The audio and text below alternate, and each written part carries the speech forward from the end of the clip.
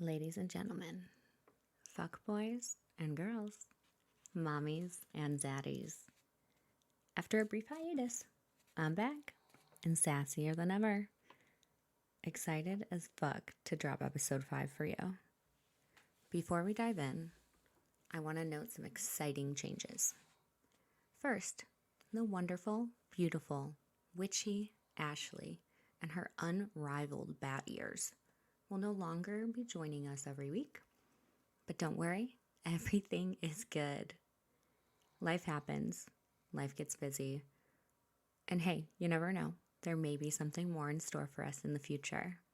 But as of right now, we're going in the most insane direction ever. You guys, I'm doing a comeback tour. Starting with episode 5, the one that you're about to hear, you will be hearing real first-time reactions from friends, both old and new. To be honest, about 3 weeks ago, I had a moment. I was sitting in my bedroom, planning my episodes, simultaneously, just texting my friends that are local because I just got news that Ashley couldn't host anymore. And I'm trying to be, productive, think ahead, plan. And every single one of them couldn't. And when I say that broke me,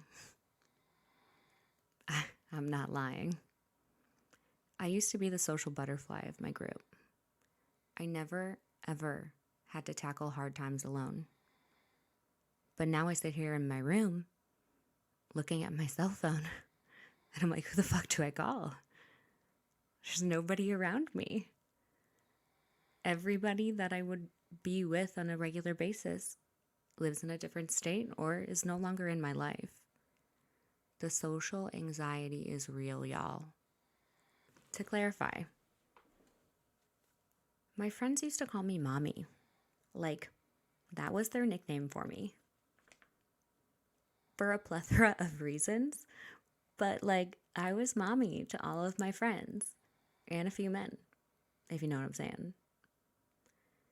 Since that day 3 weeks ago, I've consciously been putting myself in social situations that feel absolutely uncomfortable. And guess what? I met a wonderful music teacher from New York City. This badass military wife from Texas who I swear to God never ever ages. I met an insanely fun Marine veteran who can fucking hang, you guys. And I met who I can only describe as a real-life New York Italian Batman, whose support has reignited areas of my creative brain that I don't think that I've ever accessed. I met the most endearing, supportive fellow Aquarius raver.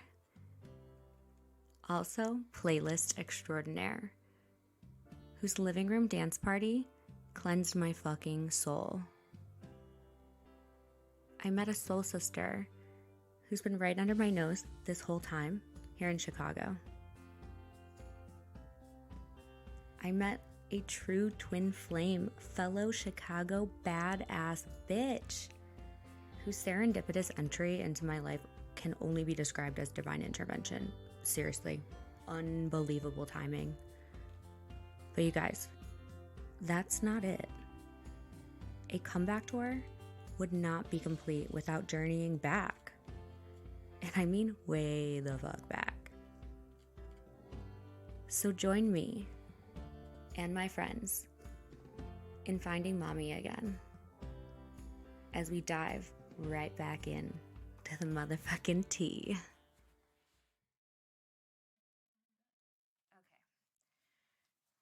So, we're live. Today, we're starting something new. It's very exciting. I have new co-hosts, I guess you guys are. I guess for the day, yeah. Yeah. And how long have we known each other?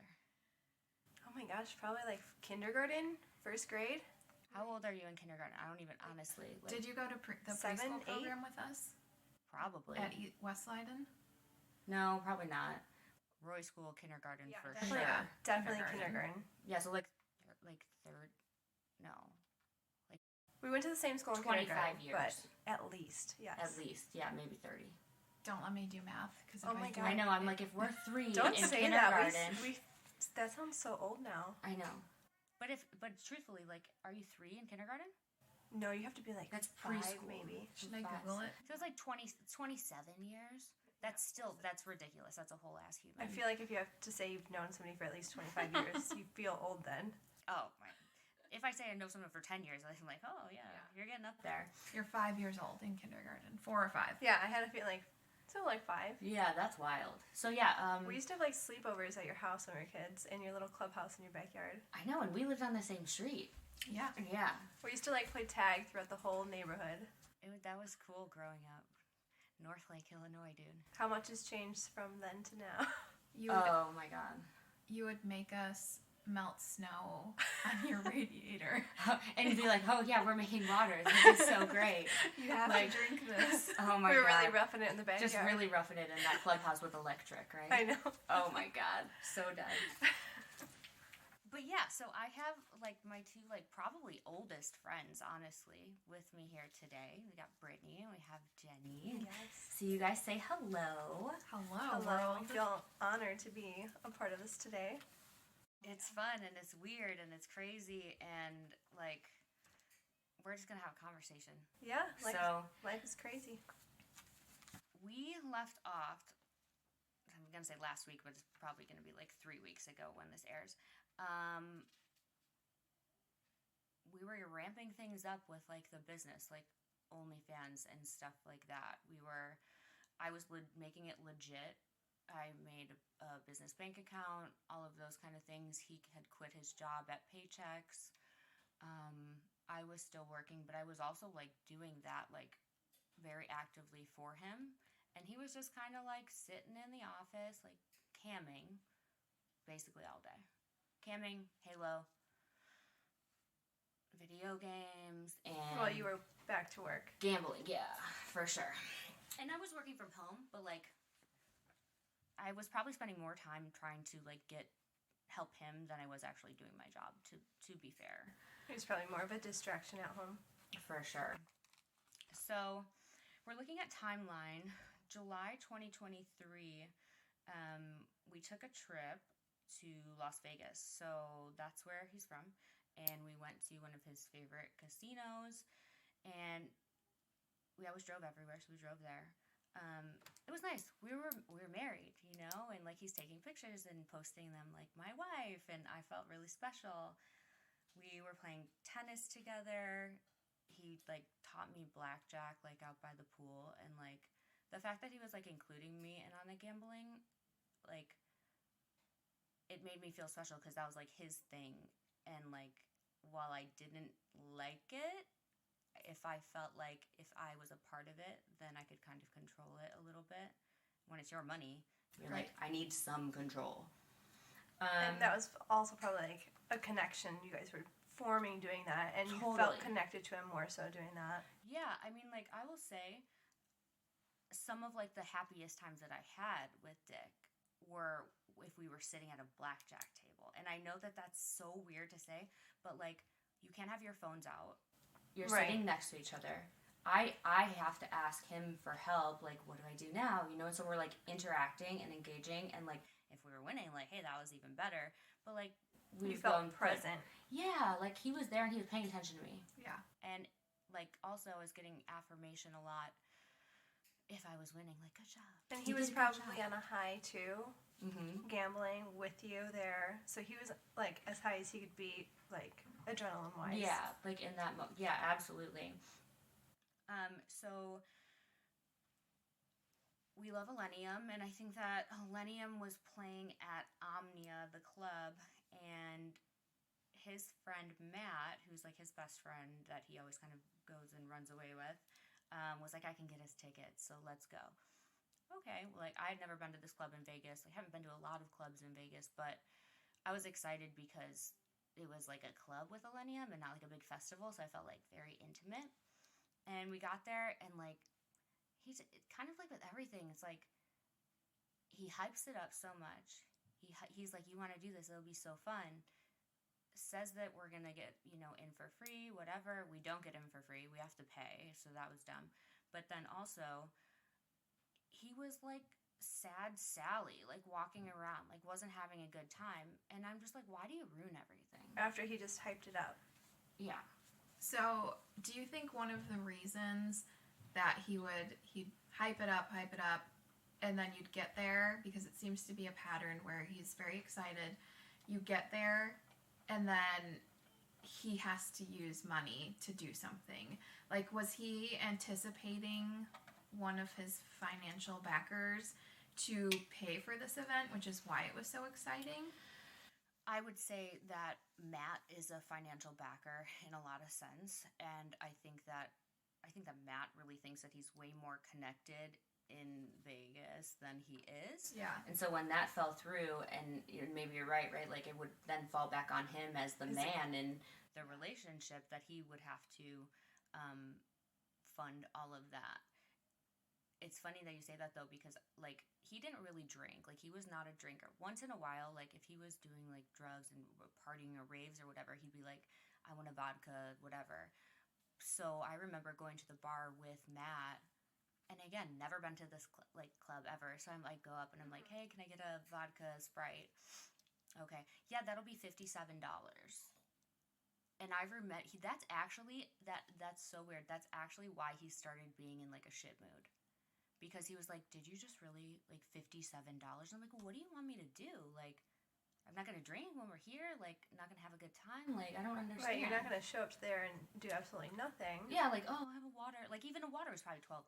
Right. But yeah, he was actually really angry about and I think that I bought two. I bought him one because I was being nice. And he was like, are you fucking serious? Like, that's normally what you do when you go out, you and your partner get... And, like, wasn't he making money at this time doing Exactly. what he loves? Yeah, but if it's like But spending if it's on you, it's not. Absolutely. Yeah. It's not okay. Which is just so insanely crazy, because there's been so many opportunities throughout the story where he could have, like, I don't know, let's get Amanda some perfume while I'm shopping with my sugar daddy. Right. Any kind of outward sign of, like, I'm like, there's some niceness in here. I'm not all shitty. Yeah. So he wasn't into it. I was kind of like dancing with, Matt, and truthfully, like, I started to feel like very like connected to Matt, because we liked the same music, and like when Dick would be kind of like a bump on a log, then we could go run off, and he's gay, and so it's like we so could you felt be fun. Comfortable, Yeah, I felt totally comfortable, and I thought that he liked me. Like, he seemed like he included me in on their conversations and stuff. So that was probably Friday, and then I believe that the following day was when we went to Excess for Rufus de Sol, another DJ. And Excess is like a night swim thing, and you're outside, and there's a DJ, and it's just like everyone's in bathing suits. Like a big pool party. Chill pool party, but nighttime. Mm-hmm. And that was cool. The music was not like what we expected, and so we were just kind of like, we're going to go home, like, whatever. So we went back early. I think that, like, the 4th of July, he wanted to wait to see the fireworks, but then kind of, this always happens where, like, all of a sudden he's like, no, let's just go. Like he plans stuff, and then he's like... Kind of like your hopes are up, you guys are making plans together. Yeah, I'm like, I thought we were going to see fireworks. He's like, no, let's just get on the road now. And I'm like, we came here for the 4th of July. We did two shows. That is the 4th of July. You gotta see the fireworks. Yeah. Like, you know what I mean? So we got back to AZ, and,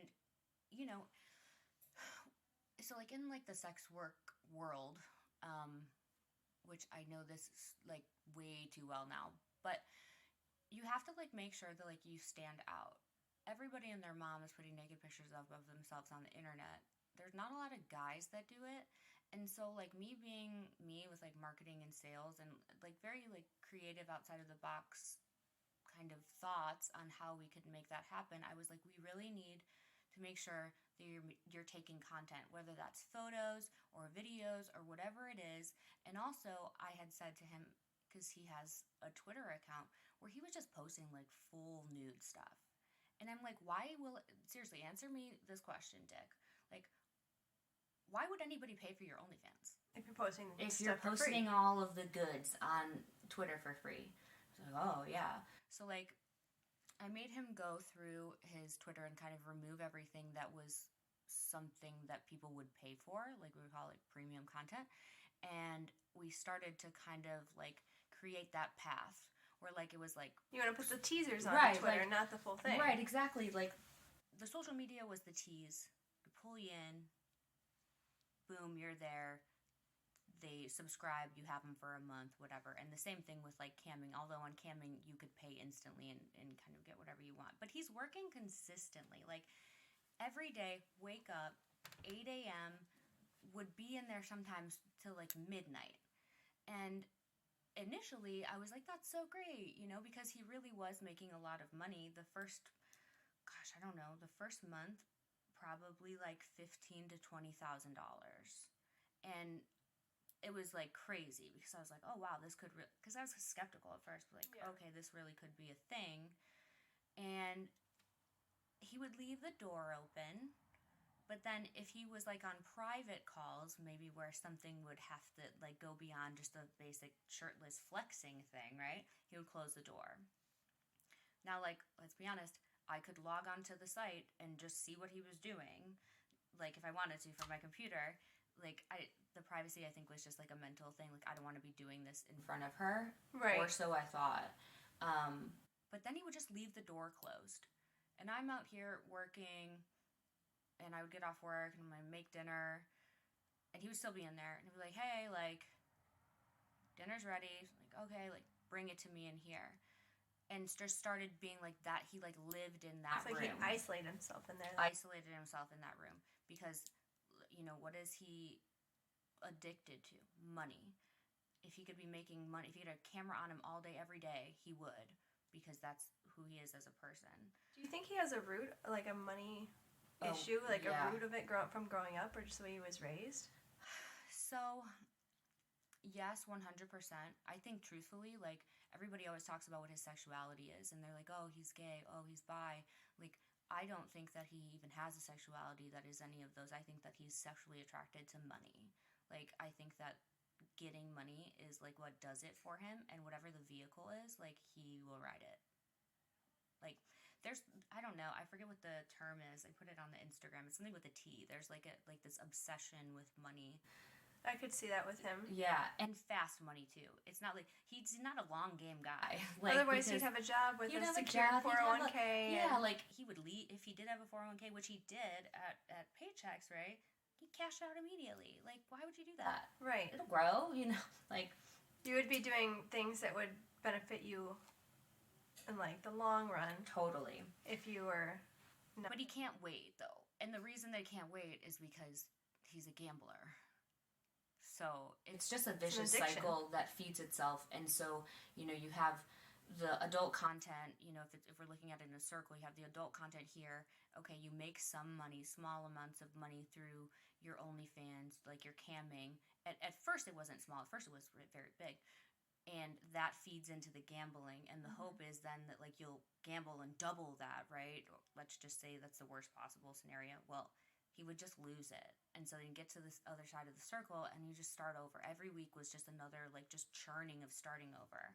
That's just, like, crazy to me that somebody can live like that and just be like, this is fine. Yep. Like, I don't know. I could never just not have stability of some sort. Like, you're just flying by, whatever happens. You've mentioned it multiple times throughout the last episodes, just having to pay for bills and rent. Oh, It's okay to do whatever you want to do as long as you have that other money set to the side. For sure. Like, my thought always was, like, okay, I know that there are people who, like, play poker. Right. Professional poker players for a living. And you're like, okay, well, they're obviously not degenerate gamblers because they continue to do it. Like, and if they were, they probably wouldn't be able to buy in for the tournaments and stuff. But you win $40,000, put 30 in a bet, take care of your responsibilities. It was like the Exactly. responsibilities, like, once he got those big wins or made a lot of money camming, whatever it was like he was just very elated and high. Mm-hmm. And so then he wasn't worrying about the bills. And so Right. he didn't pay them. And so, but he was like doubling up on his bets though. Because once you win a lot, you're going to win a lot more, you know? It's almost like he gets high from money, the instant gratification of that, but also affirmations and being on That camming he's and right. OnlyFans and like just the attention people are giving him. Totally. He needs that external validation 100%. along with the money.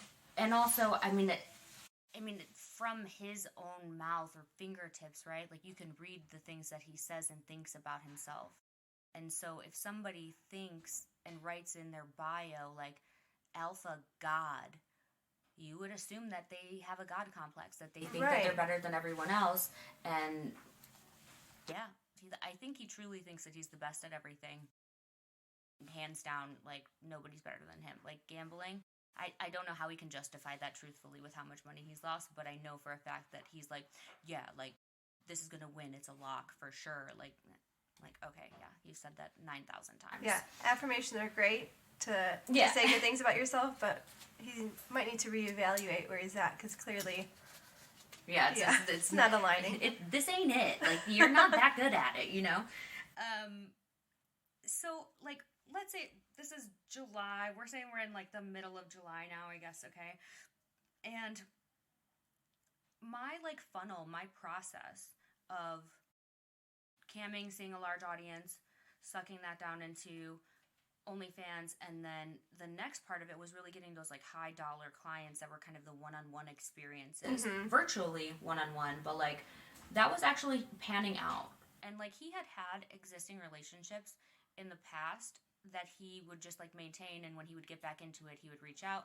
A few of those came through, but I remember specifically, like, one night he's like, oh, I have to do a call, and I was like, and it was late, it was after he had gotten off camera, okay, like a work call, like a video, and he's like, yeah, he's like, this guy, like, he says that he wants to, like, buy me stuff, like, in real time, and I'm like, that's interesting. Like they're shopping online together? Yeah, like, he used, like, Skype, like, video Skype.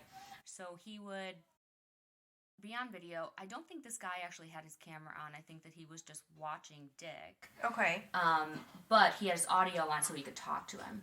And this specific instance, he left the door open.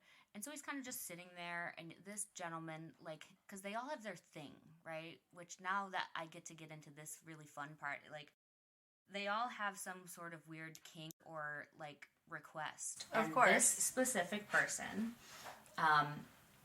his thing was sneakers and, like, boxers. Like, Did briefs. he only want him just in sneakers He and boxers? only wanted him in, like, high top, like, J's and, like, very, like, loud print boxer briefs. And like, hats, too. Like, Oh my like gosh, I love baseball hats, yeah. It was really, really wild. But so bizarre. So, like, he would be in there on the call with this person, and he was, right, because he's going to have a call, right?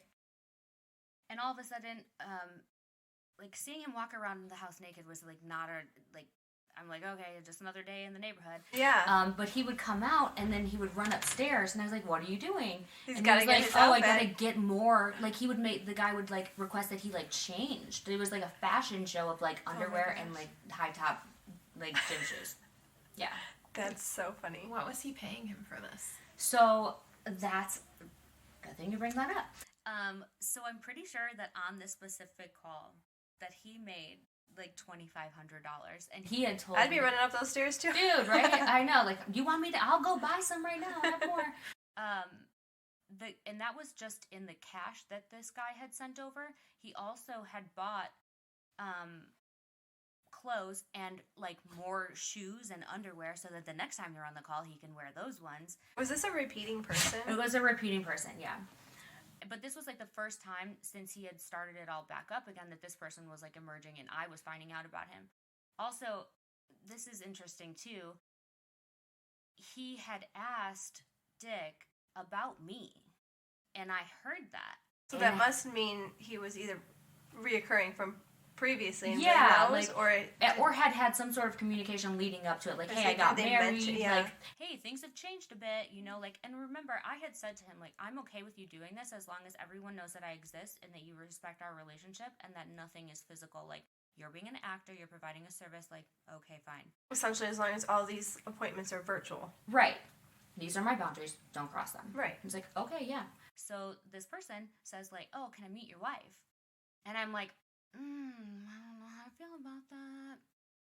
But, you know, I did it anyways, of course. Like, I literally, like, poked my head in the office, and I was like, hey, what's up?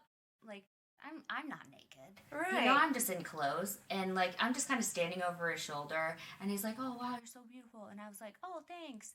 And something about, like, this whole, I knew that this person was buying him stuff. I was like, what are you going to get me? Like, I said that to the guy. I was like, you going to get me anything? And he's like, well, oh, you want something? And the guy, like, perked up, and I was like, oh, fuck, I didn't mean to do that. Like, you open another door. Husband-wife fashion show. Yeah. Go like, put some... do you have any high top shoes? Do you think he would have wanted you in boxers as well? Or, or lingerie would have done it with the high tops? I don't know. I think that I'm pretty sure that this guy is gay. Like, you know, and so I don't really understand the, like, For the us want to dress for you me. guys like little dolls. Yeah, it's true. It's just like playing dress up. I actually was like, yeah, I want these shoes and I want this tennis outfit. And they actually showed up, which is funny. I love so it. the first thing at least that, you got something out of it. right? For once, man. Like, Keep that one around. Yeah, so... Like, that guy was actually pretty respectful in the grand scheme of the clients. Like, right. Because he would ask, like, I could hear the calls sometimes, and he would be like, how's Amanda? Like, how's your marriage? Like, what's going on? You know, like, not that I appreciate any of them, because at the end of the day, it's like, they were still fucking up my relationship. But, like, he was one that actually always kind of talked about me, which made me feel special. So he gets all this money, and, of course, what does he want to do? He wants to go on a trip. And I'm like, is this another pattern? What the fuck? Yeah. And he's like, well, why don't we go to LA? We can go see a Dodgers game. And I'm like, okay, you want to get on an airplane, buy tickets, hotel, and it was, let's say it was Thursday or Friday, we would go there Saturday, come home. Like, I'm like, that doesn't make any sense. Yeah. Whenever he would have these moments of, like, you almost like manic-y kind of, I would just try and, like, suggest something that was, like, equally as fun, less expensive. Mm-hmm. But, so I suggested, why don't we do a staycation? Like, we live in Scottsdale. We could go and get the Arizona resident rate. We would go stay somewhere nice because I can get friends and family at Marriott or something. So, we looked up the JW, I think it was Camelback, which is like the oldest property, and I had worked there before. And we got a really nice, like, room. The dogs came with us. We went to the pool. So he ended up agreeing to it. He did agree to it. Yeah, he agreed to it. And I think Wimbledon, it was actually right around the time of Wimbledon. So maybe my dates are off a little bit, but no, that's right, July. We watched that in the room. Then we had dinner.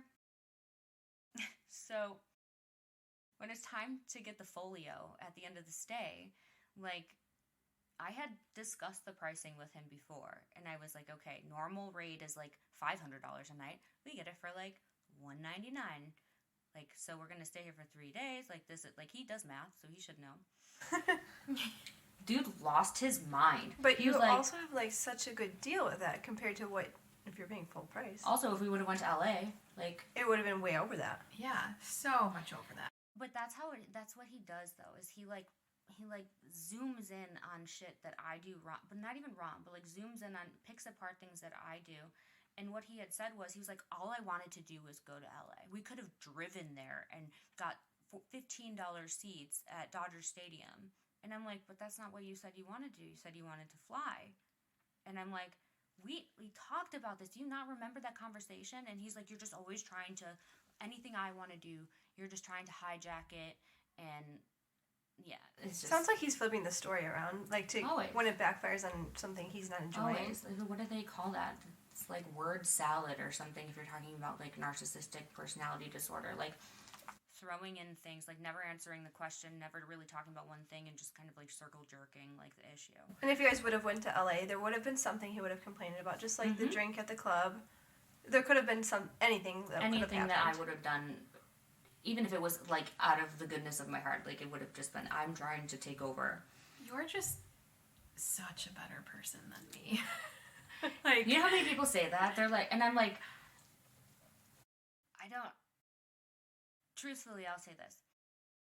When I was married before, like, I was like a fucking screamer. Like, I was kind of like my mom growing up. Like, we yell and we throw things and we break things.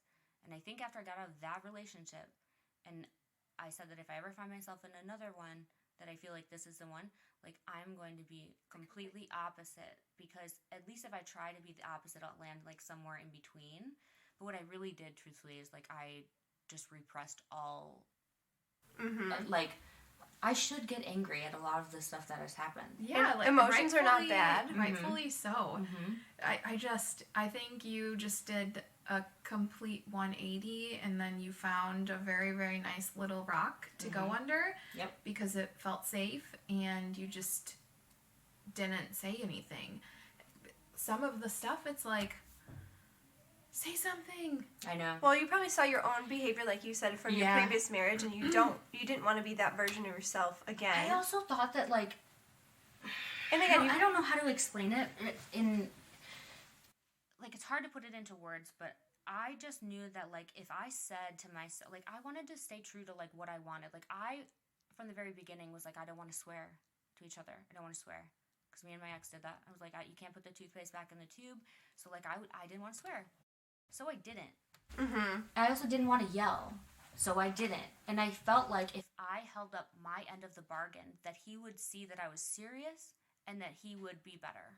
Right. Like, that's truthfully what I thought. And again, you're feeling he's being honest with you, so giving benefit of the doubt that he was at rock bottom once, just like we all were at some point, and you're hoping that he's growing and becoming a better version of himself. Right. Absolutely. You know, it's just, and, you know, like what Brittany said is true. It's like I put my head in the sand a lot because I wanted to avoid arguments, because I knew if it got to the point where there was an actual yelling argument, then I was faced with this, like, oh, I can't scream at you like I want to. You know, like it would take, I don't like seeing red. I don't like being angry. I can be it, and I can do it really, really well. Right. But and anger's not a bad thing. It's just how you project good it on me. No, like, I just, for some reason, I just don't love, like, I used to, but I just don't anymore. I don't know. Use your anger and, like, express it at home instead of with people, because then you're not blowing up on people. But yeah, I could see that 100%. So the funny thing about the trip to the staycation at the JW was that I think he talked to my mom the next day, and I remember. Did they call each other? They did. They texted a lot. They, you know, like, I had said to her, like, very upfront before we got married, I was like, hey, you know what, like, he doesn't have a really, like, his family's kind of distant, and so, like, if you could, you know, be that, like, you're my mom, we're married, like, she's like, yeah, like, he's my son now, of course, like, I'll be motherly, right. And she felt bad, like, she's like, he doesn't have somebody to talk to that's, like, a parental figure, okay, fine. Did that make you comfortable that they would talk to each other and one-on-one? Initially, yeah, but then also, too, like, there were times that, like, I had mentioned that my mom would be like, we have to talk, and I'd be like, okay, like, what? And she'd be like, I hear you're spending a lot of money. And I would be like, where the fuck you hear that from, dude? Because, like, I don't have money. Right. And then I would find out that, like, he was like, telling my mom lies behind my back to try and, like, get her upset with me, or, like, I'm not sure really what the that almost deal was. jeopardizes your relationship with your mom as well, not just with him. It's like, but I mean, I think that was the point. Like, I think that it was like, he already drove my friends away. Who's next? Well, how can we get her all alone so that she completely is controlled by me? Mm-hmm. Yeah. So he had talked to my mom, and he had, I think maybe she saw pictures or something. Oh, you guys were, like, on vacation or what? And he's like, yeah, Amanda wanted to go to the JW. And it's like, oh, me? I did? Okay. all right, that's how we're doing this. And he was like, yeah, and it ended up being, like $1,000. And she's like, calls me and is like, why the fuck do you have to keep doing that? Like, why are you spending so much money? He's making money, why are you spending all of it? And I'm like, oh my God, I can't win. That was a real, like, live interaction, too. Like, it wasn't like he called her and then she called me later. It was like, he's on the phone with her and I'm right there. And so he was, like, not even giving a fuck about, like, just saying and lying, leaving out important pieces of the story. Oh, did you also tell her about wanting to go to LA? No. Right. Okay, that makes sense. So yeah, that's a common theme. As we get further into July, right, it's like he's just camming and halo, closing the door. We had in the downstairs, it was, you would walk in that bedroom, what it was, but it was like his studio office now. And then if you go through it, there was a bathroom, which is kind of like the deepest part of the house. However, the walls were kind of thin. And, like, I'm sneaky, because now I'm like, why are you keeping the door closed all the time? When he didn't initially. And now he's keeping them closed all the time. And also, again, I can see him live. And so if he says that he's camming, and I, like, log in just to see, like, oh, like, what's going on? How's the room looking? Whatever. If he's not sitting there, I'm like, where the fuck are you? So, like, I would be, like, listening. And then I'd, like, hear that he was having, like, sneaky, like, FaceTime calls. Maybe they were with clients, but, like, he was being double sneaky because now he's, like, behind two doors. And I'm like, I don't like that because you were supposed to be being transparent. I'm helping you. And, like, if it's work, why are you hiding? Why are you hiding it? I guess, too, I think maybe I thought that he was, like, embarrassed to, like, say the things that he has to say to these people in front of me. But I made it very clear to him, like, I don't care. Like, do it in front of me once so that you're comfortable with it so you don't have to act all weird. Right. You know? Because if this is going to be your new normal, let's get used to it. Right. Like, I'm helping you. This is, like, there's a business. So, like, I have to know all the pieces because if I don't know all the pieces, I don't know how much money's coming in. I don't know if, like, you're doing something to compromise the business, whatever. One of the things, the craziest, like, secret call that he took in the bathroom that I remember, like, the most vividly, dude. He was, like, quiet, and he was probably, like, flexing or, like, doing a show for this guy. And the guy was like, all right, say it. And I was like, oh, what's he gonna say? And Dick goes, sir, yes, sir. And I'm like, wait a minute. Is he saluting him too? I was like, aren't you supposed to be the dom? Like, are you a subordinate to the person on your phone? Like, that's not very dom of you, my guy. Right. Like, no wonder what he's is going on? Two And closed also, doors. is the guy, does he have an army kink? Like, is he an ex-military? Like, I just want to know all the questions because it's so interesting to me. Yeah. So, like, he got done that day, and when he came out, I was just, like, all cheese, and I'm like, I can't wait to ask you these questions. And I was like, did you say sir? Yes, sir. And he's like, why the fuck are you listening to my calls? I go, you said it really loud. And, like, I'm just interested. Like, I'm not trying to, like, I'm not judging. I'm not trying to judge point, you or, like, embarrass you, but, like, you said sir, yes, sir, and I want to know why. You know, yeah. like, I want to what tell were you doing? If I got to meet the guy in Cam that gave you $2,500 the other day, you can surely tell me about the guy who right. you're, like, saluting like you're in the military. Like, please. And also, it's funny to me. Like, I like the psychology of these people. What makes them want this kink or... Right. I love that. Yeah. That's, like, forensic psychology to me is, like, you know, criminal minds, all that. Did they have some kind of trauma stuff. that makes them like something? Mm-hmm. I want to know why. Let me 100%. That's the only reason why I was always so inquisitive about the clients. So, that one was really funny. What else? Oh, yeah, this is a good one. So, I'm helping him post the content to OnlyFans, and I'm putting it on a schedule, so, like, I would do all of it for a month ahead of time, and it would just auto-post. Yeah, because to me, it's like, process is good, let's be efficient, and, like, plan things out. And it was, like, pulling teeth trying to actually get content from him, like, new stuff, because what he does is he reuses old stuff. Like, it's, like, if you look at the stuff he's posting literally today, it's stuff that he took when we were together, or even further, like 2016 stuff. And I'm like, what are you doing? Like, why is anybody going to pay for the same washed up old, like, you? Yeah. You're not that great. Stop. And he was like, so, you know, you seem like you're pretty, like, well-versed with the OnlyFans. And I'm like, yeah, I am. I'm pretty well-versed with, like, a lot of things that I learn and take time to, like, perfect. And he's like, well, you should make one. And I'm like, nah, you know, it's just, like, not really for me. And he's like, well, why? Like, are you too good? Like, you think you're too smart and you're too good? Like, that people who do OnlyFans are beneath you? And I go, fucking clearly not, because I'm married to you, you idiot. Like, you know what I mean? You're clearly supporting him and making it known that you're trying to support him. And so he really, really is, like, making me feel bad. And making me, like, and again, I'm in this state of mind where it's like, whatever he says, whatever makes him happy. And I made one, and there wasn't, like, a lot of, like, there was some boobs.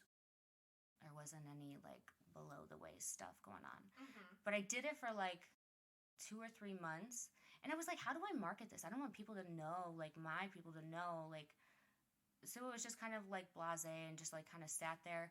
I did actually make, like, a decent amount of money. I think more than him one of the months, which made me feel really good. But then I was clearly kind of I'm just, not like, too good for it. Yeah, like, girls are creative with stuff like that. I'm not saying that you guys are, like, jumping around taking nudes or anything, but, like, we get, like, artistic and, like, you know, we think about what our viewer wants, and, like, I don't think that he does that, but I did. Because he's thinking about himself. Yes, he's thinking about himself.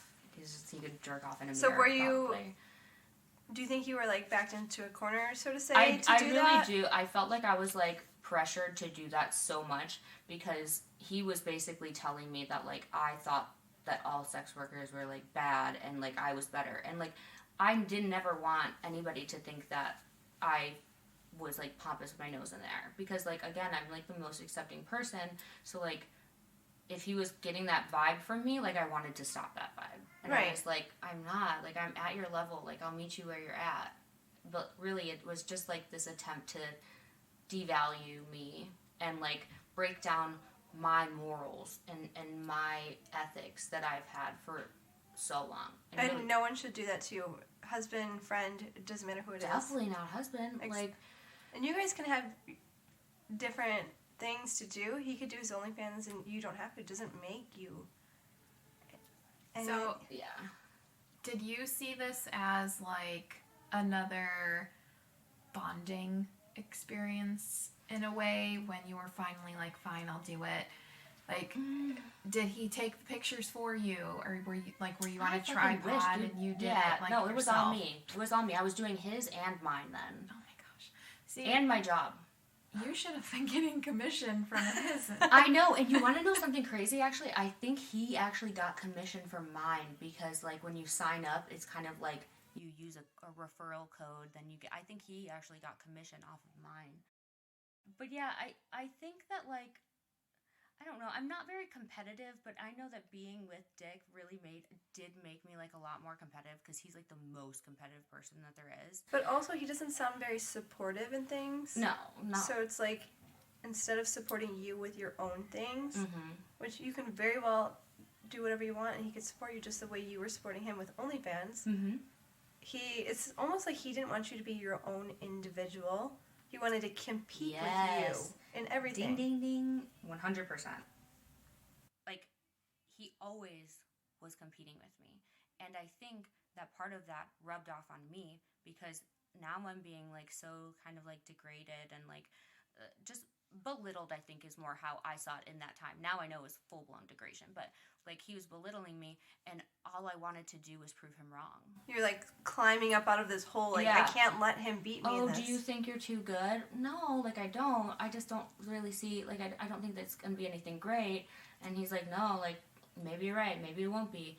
And then just, like, that reverse psychologying me into, like, wanting to, like, prove him wrong. Right. I guess. I don't know how else to explain it. Like, I just... No, you're totally right. He backed you into the corner to reverse psychology you. Yeah.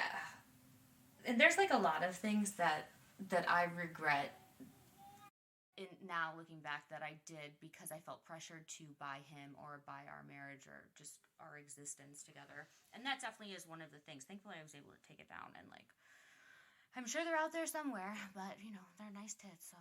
I mean, at least you got that. Everyone's always they're writing it down. They're like, Look it up. let's see.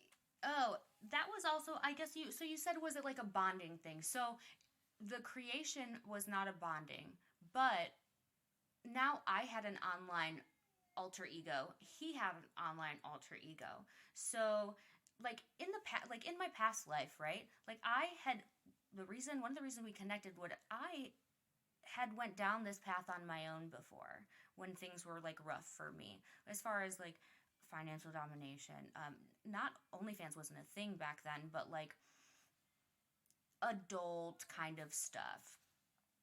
And so I was like, I wonder if we could like make this like a thing. Like, okay, you're an alpha, like, and these guys want an alpha. Like, what if it was like a married alpha couple? Like, that's like, You're gonna find some people into that. right? You had like, there has to be, right? Like husband and wife, like. So I started like doing research, like how I do, and like I would love to see your Google history. yeah, you should Oh see my the gosh, Google history. yes. It's crazy, like all hours of the night too. You're just waking up, like, what does this mean? I found that there was like a lot of people requesting alpha couples, but not a lot of people like doing it like well. And so I think that I already had a Twitter, but I think I changed the name to like Mrs. Michaels. And To like go along with his. yeah, and most of the stuff that I would post would be like kind of like, hey, look at my wonderful, amazing, incredible, Like boasting him. And yeah, that's like exactly what alpha, he wants. yeah, like alpha husband, But then some people would like from his Twitter come over and be like, oh, you're a queen, goddess, like I want to like submit, and I would just be like, okay, send money then. I don't know, like I don't want to have conversations with these people, but that was the name of the game, right? It was like, yeah, I don't want to talk to you, like he would be like, they're beneath you, so I would just be like, no, blah blah blah, that's what they want. Okay, so we really had this kind of online Mr. and Mrs. Michaels thing kind of going really down pat, where people maybe they would find me, but then it would lead to him, and Right. I was kind of paying attention to it. I didn't, from like an emotional standpoint, didn't do anything for me. Like it didn't make me feel pretty. It didn't make me feel like bad, really. To me, it was like just another method of marketing him, and like that was the name of the game, right? Like he was the product, not me, and that I was okay with that because Yeah. I didn't want to be the product. Right. Just another funnel. So I think that it's important in this moment to go into a little bit like deeper dive on like what FinDom is, and the reason why is because after this things really start to ramp up. So FinDom, okay, short for financial domination, is where individuals like, I'm not going to sugarcoat it, like get off on another person controlling their finances. And there's different like levels of this, and I'm definitely going to have like a specific podcast guest who was on like the receiving side of the financial domination, explain it more. But there's different levels. So there could be maybe somebody who, I don't know, says, I have $100, extra every month. I want to give that to you. And like when they hand over the money, it's like this like power trip for them. They, I don't know, like it's a kink, like right? Yeah, so, a parent giving a kid allowance. They have every control over. Right, and so then like, then there'd be like the next level where the dominant or like the master would make requests, and like he would say how much that person would pay him or her. Of course, there's like some conversation at the beginning, like what is the limits and stuff, whatever. But he would be like, hey, send me over $100 right now. Most of the time people would do it if they've had this agreement. The next level, is like full-blown like managing of like bank accounts. Oh wow. With strangers. I would say that I would never want a stranger in my bank account. Financial domination is Oh my super gosh. weird, dude, because Like, So to start this, do they have to sign, like, clearly you're in somebody's financial agreements and all that, or in their accounts and all that, do they have to sign off to agree to this? Or is you're just giving passwords to people? you would think that these people would think about that. But they're probably so think desperate. about the They're type so of desperate person for that, like, money. it takes, like, giving away their money to, like, get them off. Like, they're not thinking like that. I thought like that, and I was like, I'm pretty sure there should be some contracts in place. But those were, like, few and far between where, like, he could make any kind of request. There was definitely not any where he was, like, in the bank account. I do know for sure that there was, like, one guy who, like, you know how if you have direct deposit on your check where, like, you can have part of it, you can split it up into accounts, like, part of this guy's check every week went to Dick, which I thought was wild. So like- how much was he sending him? It was like, the guy didn't make that much money, and that's why I was like, how could you spare that? Like, Right. truthfully, it was like, maybe his check was like $1,200 like every 2 weeks, and like $250 would go to Which Dick. is what, like, the average person sometimes is. Yeah, but like not the average person who has a FinDom kink. Like, there's Right. no, you don't have any You right have to have the like, extra money to be able to do that. The next kind of level or like intensity is there's this thing called like, I don't even know, it's like screen share or something where like you can virtually log into somebody's, you control their computer Yeah. from yours, whatever. And in the FinDom scene, it's like very like useful, and also like the guys really like it because they're sitting in front of their computer, but the alpha or the dom, whatever, is controlling it, and the dom can literally do whatever he wants and transfer as much as he wants, whatever. And like the thrill of not knowing like how much he would take live in that moment, like fucking like set these people off. And so there was a lot of times where like he's like, oh yeah, I'm logging into someone's computer, and he'd look in the account and there'd be thousands of dollars, and I'd just look at him and I'd be like, just don't. That's so sad in a way if you look at, like, it's like stealing people's money. Yeah. 100% mentally ill people too. Yeah. Like, Yeah. let's just like call a spade, and it's like, And here's you being logical, like, oh my gosh, look at the other person's end, like, right, just thinking empathizing about with yeah. them. But then at the same time, it's confusing because at the same time, like, these people are like, They want yeah, that. I want this. Like, agree to it. And so it's such a weird gray area morally and ethically and like Yeah. all of that, where like people, like most people be like, yeah, of course that's bad, Amanda.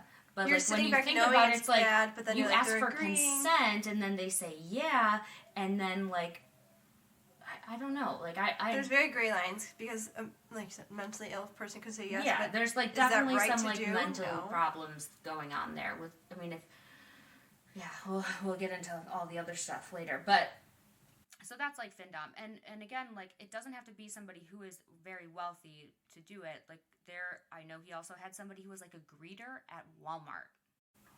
And see, those people do have to be mentally ill to get that job. Right. Or old. I don't know what this person, like, what his age or like demographic was, but I know that he's like, he would use it almost too as like a marketing ploy. He's like, you know what? I have people who work at Walmart as greeters, and they still pay me. You could pay me. Like, it would be like this, Like, this entire world that I never knew existed is just mind-blowing.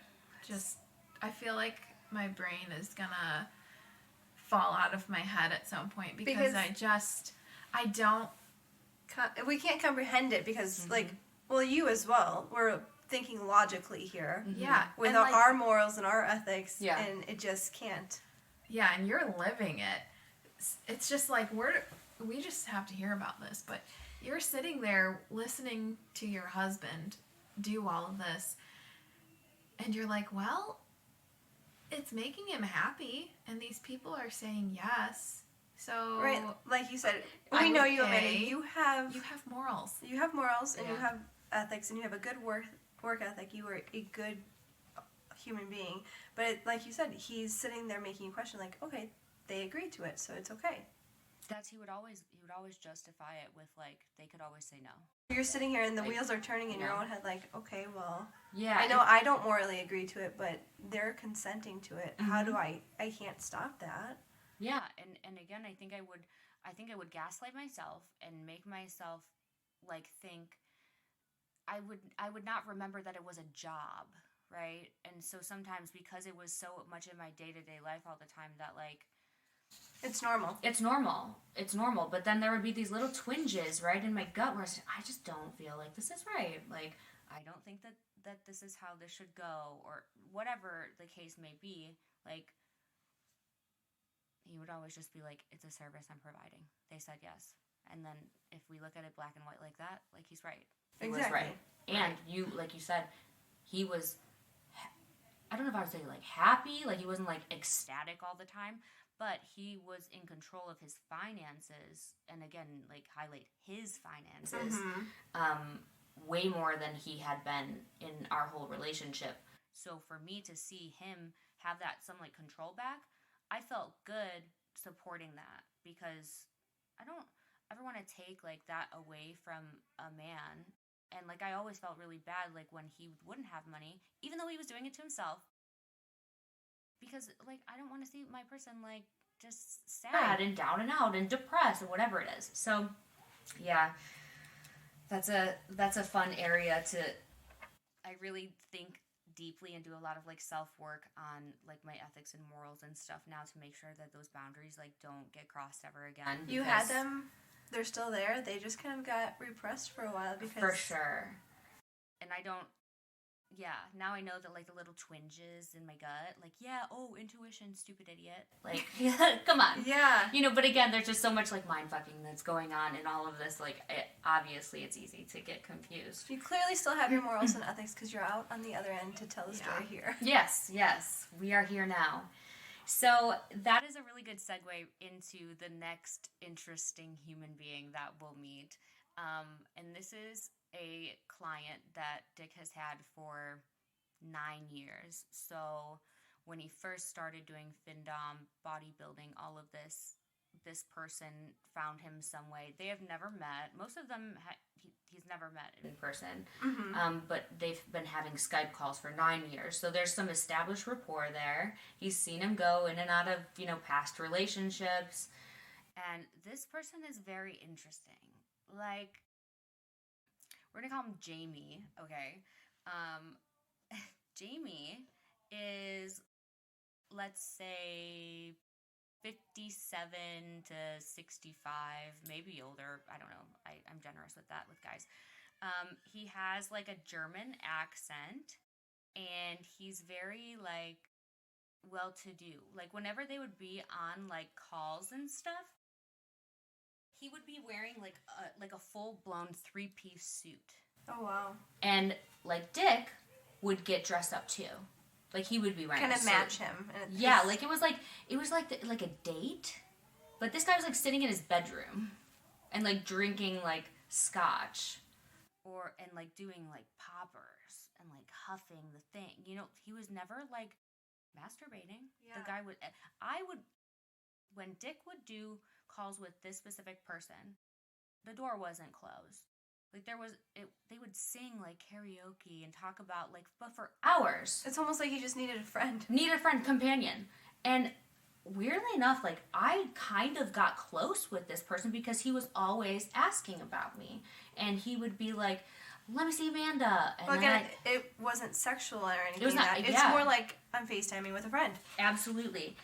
And so like, I would pop my head in and I'd be like, hey, Jamie, what's up? And he would, like, tell Dick to, like, get up out of the chair and, like, let me sit down.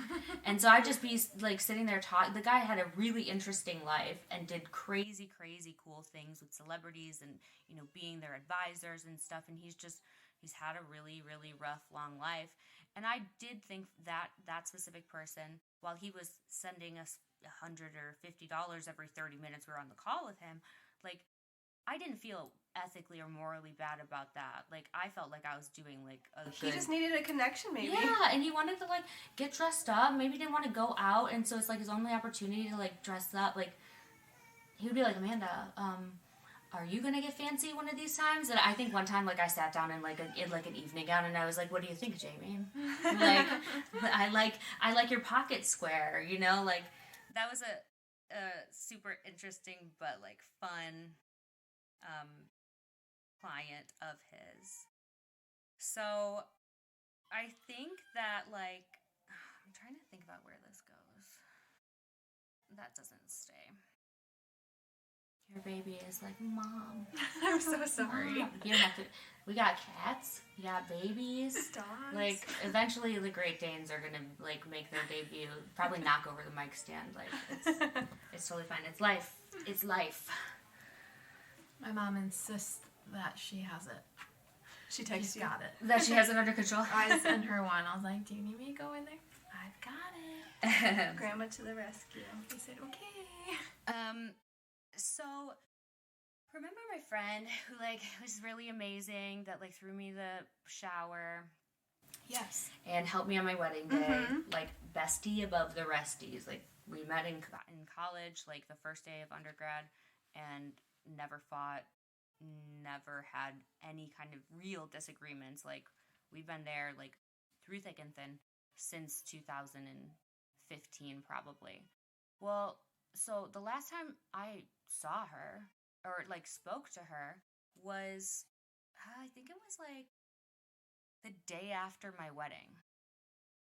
And I had sent her a bunch of texts, and I was like, hey, like, you good? Is everything, like, what's going on? And she would just, like, not respond back. She would read it, but she, like, would not respond back.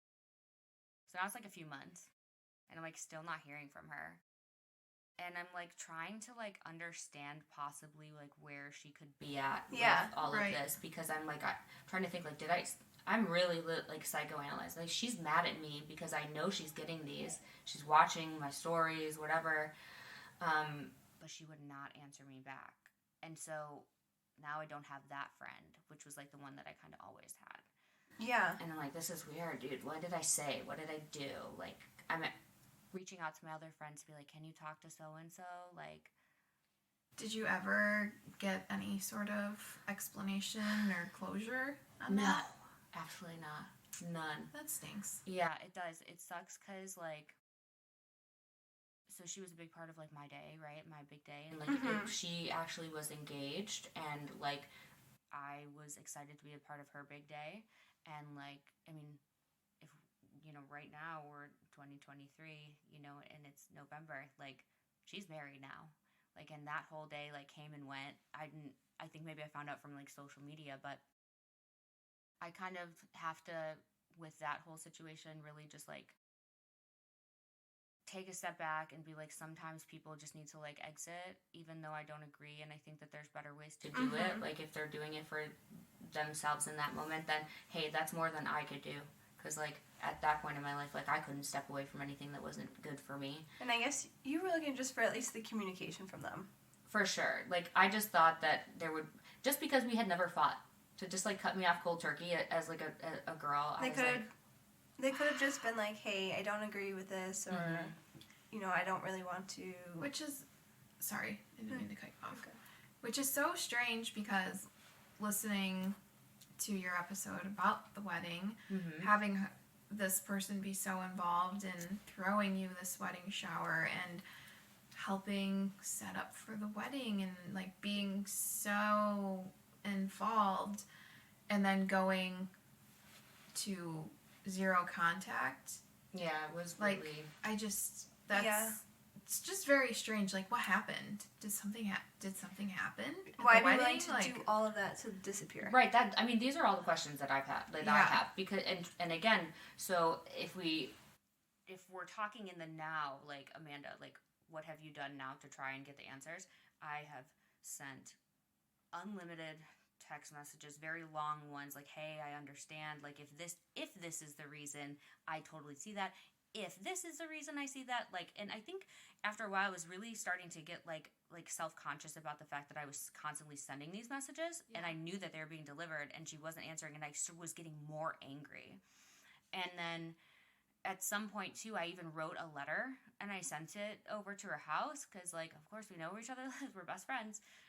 Nothing returned back. I reached out to her fiance, now husband, and maybe he responded, but, like, didn't answer my question. You'd be like, hey, but not answer. Yeah. Roundabout, other best friend of hers, I would ask, and she'd be like, yeah, you know, I know so-and-so, like, really loves you and, like, wants the best for you, but would not fucking tell me. Like, So what? strange. Yeah, and even today, like, now, with everything being where it's at and him being gone, why wouldn't you, like, Yeah. say something like, hey, like, maybe it's guilt, maybe it's nothing, maybe it's like, I don't want to be your friend anymore, and that's cool, too, but words are, like, good. Like, communication. Yeah, it's just like, I don't know, just don't leave me wondering. If you don't want to be friends, that's cool, but But It's I guess just at this weird, point, like- you've got your answer from them. Yeah, I mean, Yes. the answer is like, she's Yeah. not going to be back in my life. Like, if I let her back in my life, like, that would be, like, letting Dick back in my life. Like, not that she, like, hurt me on that level intentionally, but it's kind of intentional, truthfully, like, to not say anything, and, like, I'm very hurt, and every single day from the day after my wedding, so much bad shit happened to me that, like, all I wanted was my best friend who lived 4 exits away. And, like, how maybe would have my experience been different if I would have had that outlet? Because she always talked, like, truth into me.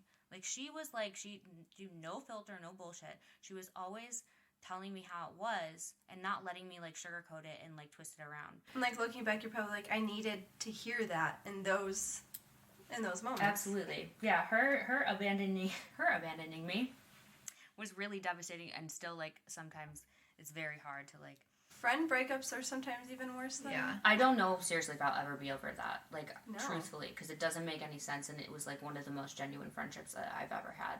Like, very, very Those weird. are worse than like boyfriend or I know. divorces sometimes. Because truthfully too, and I'm saying all this stuff right now, and I'm just like, she's actually a good person, and like, Yeah. I miss her, you know, like, it's so, and like, I wanted to be there, like, when she had babies and like all of this stuff, because you have these friends that you grow up with, like you guys, right?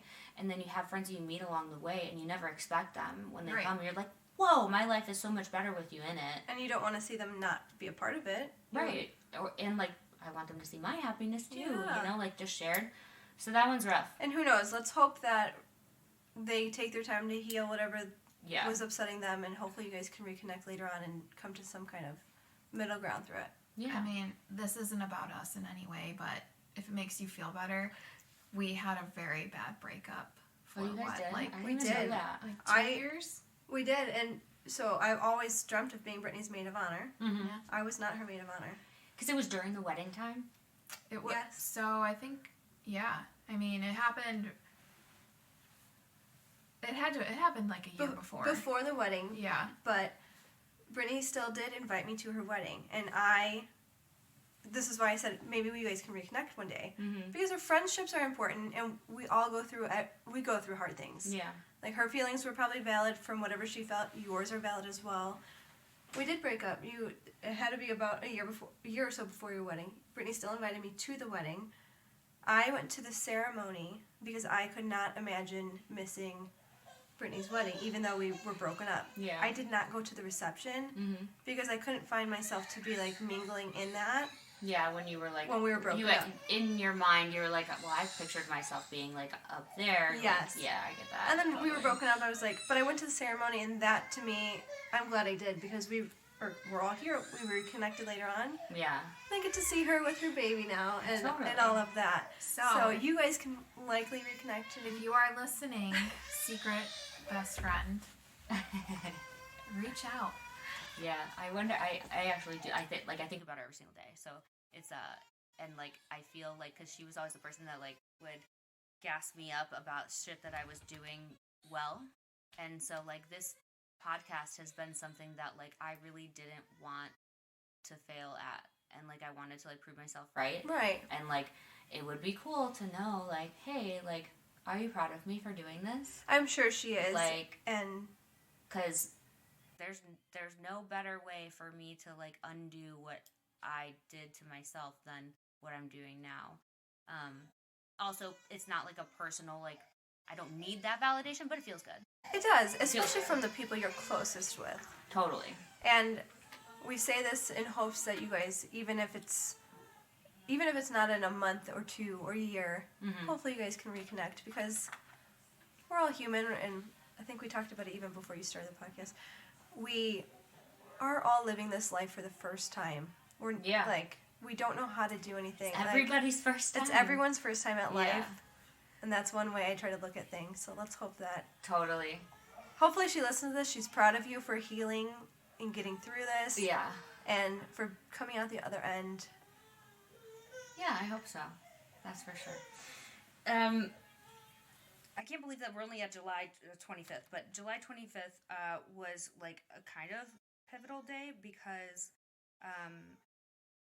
he like blacklisted himself on like dating apps. Oh, wow. And the reason that he did that was because he was losing so much money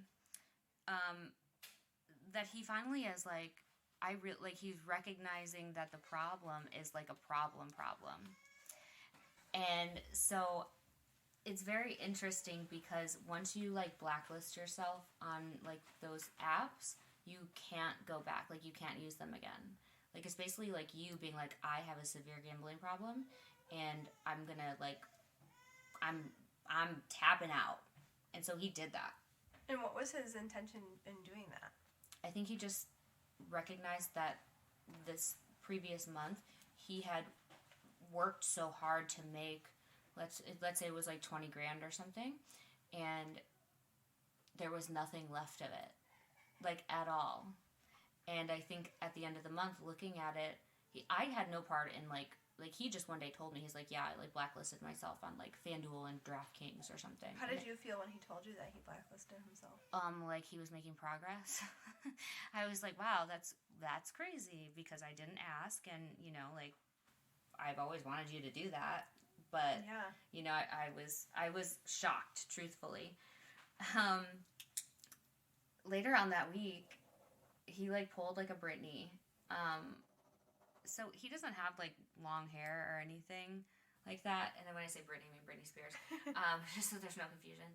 And he shaved his whole head. And that's usually symbolism. People don't just like. Right. I think he asked me. He's like, should I? Like buzzed it. Yeah, it was like shaved down to the skin. Because I had told him, I was like, no, like don't do that. His hair was thinning already, like from like steroids and stuff, and like he's blaming it on me, and so like I think that he's gonna shave his head because he's embarrassed of his hair. But I'm like, if you shave your head, let me tell you, you're not gonna like how your head looks. Like I promise, because you've never done it. And he came back from the barbershop and it was shaved, and I literally am like looking at him like, oh my gosh, this is your 2008, like this is your Britney. He's like, in my Britney era. I think that like. Trying to think about how it was received from like his clients, and because I think they liked it. I would say they thought that it was like muscle, like I don't know, GQ, like G.I. Joe type. Yeah, like he's got high cheekbones and stuff, and I think that they liked all of that. But again, like to me, he looked like he was sick, and so I was like, oh, going through some kind of treatment. Yeah, you need some help there.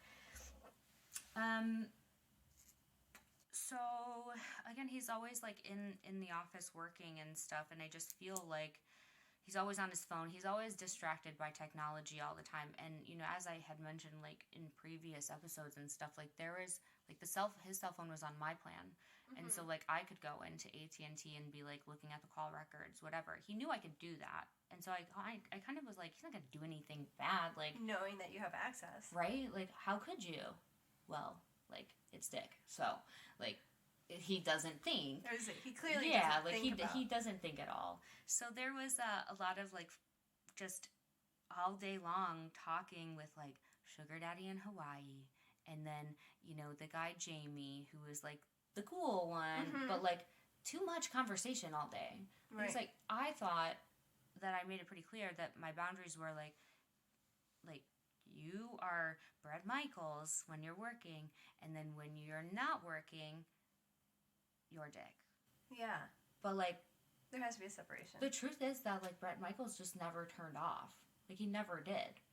There would be times where we would be like laying in bed or like having dinner, and he always had his phone on him, so truthfully he's always connected to work. Someone would say, hey, can you jump on and like get up from the table for dinner? Get up from the bed watching a movie and just go and do his thing, whatever it was. You have to make your own work hours and be like, this is my, you have to have some sort of like structure and ability to say no.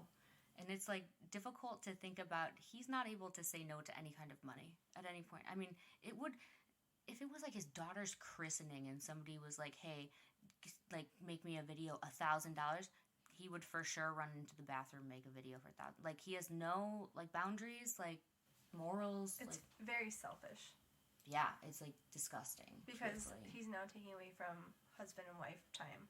Yeah, I didn't get Like, husband and wife time an like, actual at all. Husband and wife time was marriage. when we were together without technology in front of us, which seldom happened. Like I wrote it on like the board, like a disconnect, because it was something that I really, really needed. Like how kids have no screen time. It You guys, really, like, I needed really to set wanted that. him to have no screen time, dude. But he would just not ever disconnect because, well, what if he missed somebody that wanted to pay him a lot of money? Like, always be available? No, he became a slave to, like, the work. But I don't know if he minded because he kept doing it, you know? You probably saw every notification that came through as a dollar sign.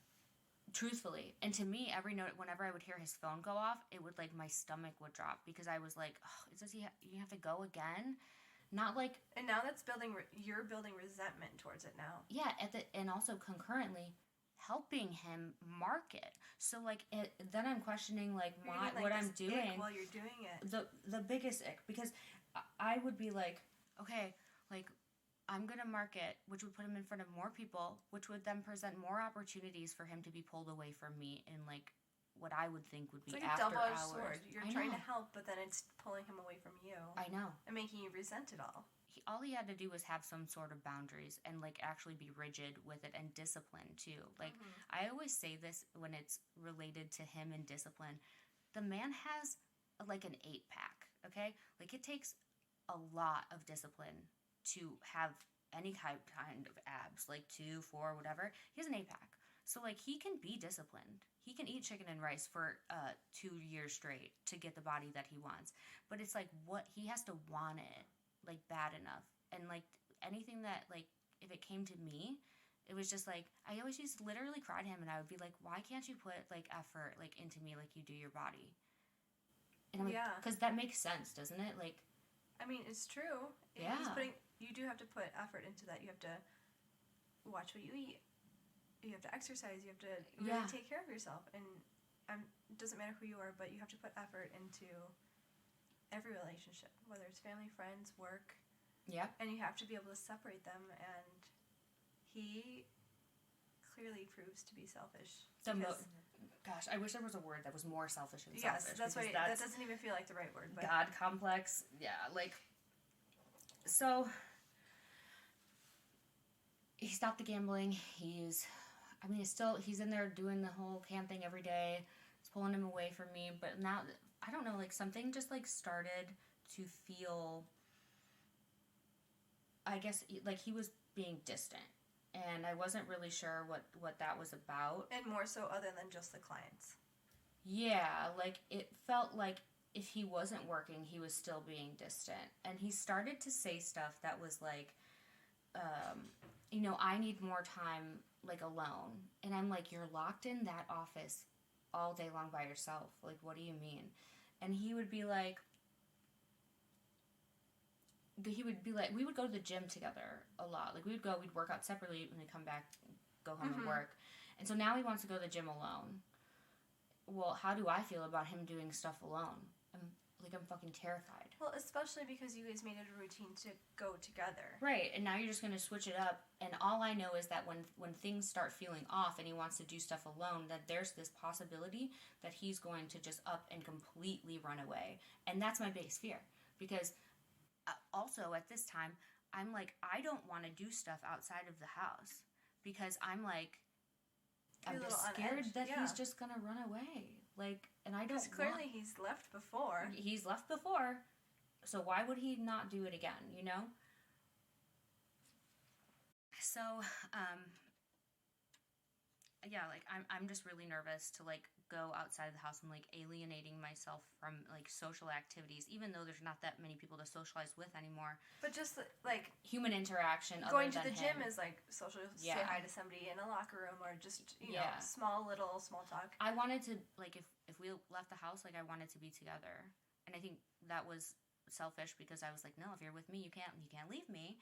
But also at the same time, I just wanted to like do stuff that wasn't inside because he was spending a lot of time in a room. It's dark. You're looking at a computer all day. You need to see some You outside need to see world. some outside. I mean, we were at this time we were actually playing tennis pretty regularly, like in the evening.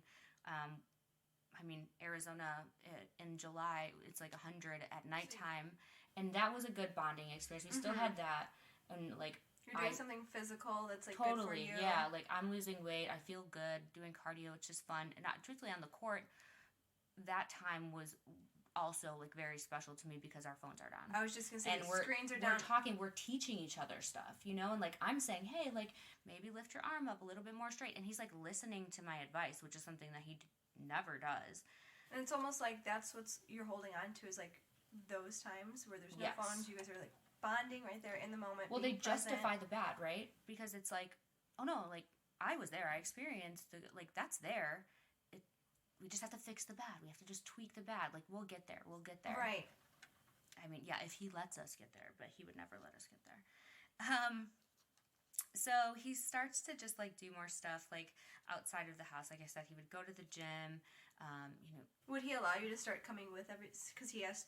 sometimes he would be like, "Hey, do you want to come with me?" But more so than ever, now it's like, "I'm gonna go do this. Instead I'm gonna go do this." Do you want to? Right. And so now I'm home alone, and he tells me that the reason that he wants to be out of the house so frequently now is because like it's like a pit of dark energy. Like he's like, it's just so dark, and like, did you see the video of my house? Like that it's not dark. Like it was like very bright. And he's just like, this is not like, he's like, the energy here is just really bad. It's like throwing me off. Sounds like he's got some kind of mental block that he needs to, I don't know. Like mental problem. Like, yeah, absolutely. So when he's going these places and just like letting you know, I'm going here, did you ever say, can I go with? And if you did, what was his reaction? Most likely, yeah. I mean, if he was going to the gym, you know, there would probably be times where I'd be like, oh, I'll go take a yoga class, or I'd do like alpha or whatever it was at Lifetime. But I was like, I had a job. I still have a full-time job, you know, where I work 8 to 5, and I'm also like running our business. And so he would, because he worked for himself, he could go for 3 hours in the middle of the day to the gym, and like that's okay. But like I can't. Like, I have to be logged on. Like, I have to be active, you know? Like, that's not how, like, life works for everybody. Would be nice, but... Yeah. So he was, like, saying, like, I didn't... So, again, theme, he's like, I never even wanted to live here. Like, I didn't even want to live here. You wanted to live here. And we can't, like, we're always behind on rent, because we're still behind on rent. Like, the bills are still not... I mean, they're getting paid, but, like, late. Enough to... have things not shut off. Yeah, things were not getting shut off, thank goodness. But, like, he's like, maybe we should break the lease. And I was like, who the fuck taught you about financial responsibility? Like, truthfully, like... Clearly no one. No one. Like, and I'll go into, like, the backstory with, like, his family and, like, the money and stuff. Looking at his credit reports and, like, seeing it just go down. Right? Like, how it's so just jackhammering up and down, like... It's just really wild because he just... Like, you think just thinks for that somebody, rules don't apply to him. For somebody who has, quote-unquote, a God complex, you would think he'd, like, want to take pride in, like, your financial, I guess, health, you want to call it? Your financial stability. Right, like, because you're God, so you should know and have the most money and know the... And handle it. And handle it like a man. Like, like an alpha, dominant, thin dom. If that's what he claims to be, you would think that he would be leading by example, and you've got this, like, by the horns, you're He's set. like the brokest joke of a fin dom alpha, just like leader, truthfully. Like, he's not a masculine person at all. But he wants you to, he wants to be perceived as that. Right, totally. Everything's about the perception. I mean, like, if you look at, like, his social media and stuff, he's sitting in someone else's Bentley.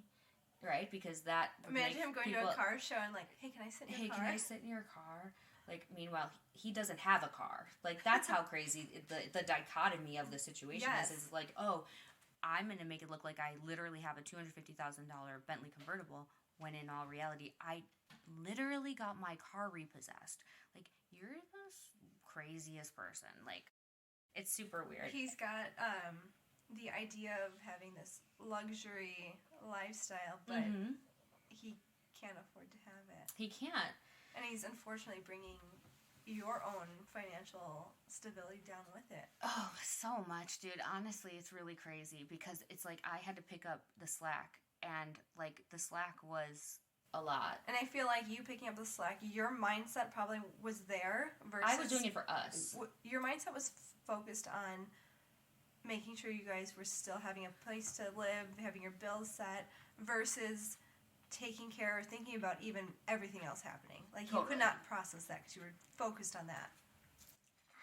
I know, I can't. I'm trying to eat pizza, so if you guys hear me chewing. Yeah, it was a weird thing because everything that I did was for us, at least in my mind, that's how I rationalized it. But it was really, truthfully difficult to be the person picking up the slack when he made significantly more money, like, just doing what he did than I did. And it was like, so your money is just fun money, and you could waste it. Like, it doesn't exist. Even though you said you were doing this so you could, like, contribute and be a leader and a man, now we're still using all of my money to be stable. Maybe pay the bills. Like, not even, like, and then we're, like, I don't get to do nice things. Like, I don't get to, I always used to, like, get my lips done and get Botox, and it was kind of like my, once a year I would do it and spend, like, a decent amount of money on it. Like, I didn't get to do that. I didn't, at this point, I You're wasn't making even, sacrifices. I didn't even get my nails done for months. My hair, my lashes, like, yeah, I wasn't able to take care of myself with the money that I was making because I had to pay our bills, which was really fucked up. When going into this, you assumed this is a partnership. Partnership. We're going to do this yeah, together. Marriage. Weird, right? Like, absolutely. Let's see. How do we Yeah, even you're go talking into about this? him needing more alone time, going to the gym, doing all that stuff. Yes.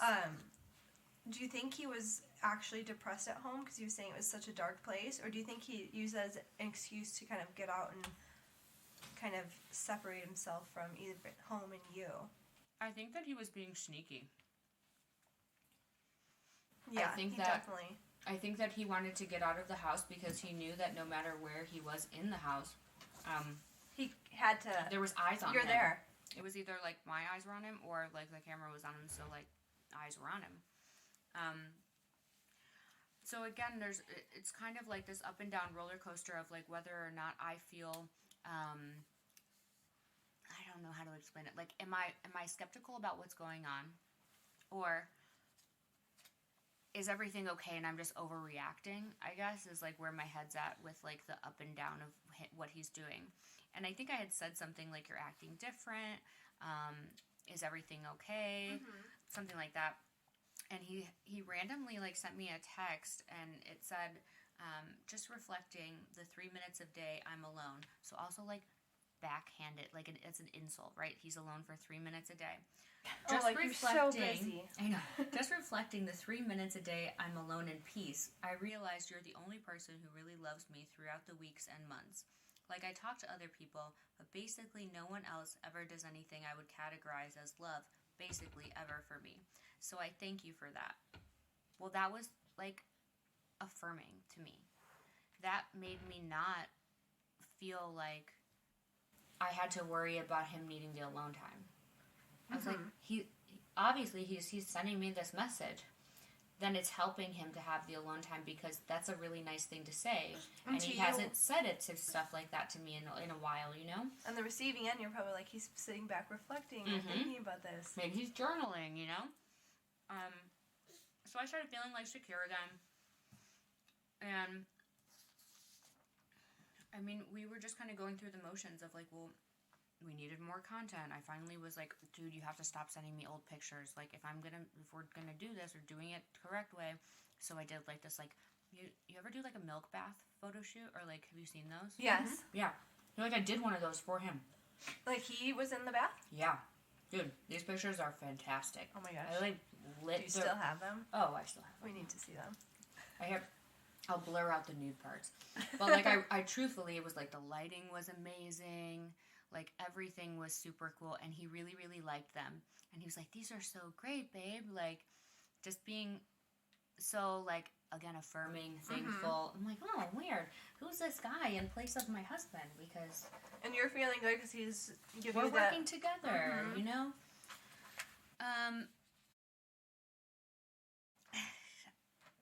I knew that this was going to happen, but, like, at some point, friends from, like, where I grew up in Huntley, like, started to find the stuff that's on the internet about him.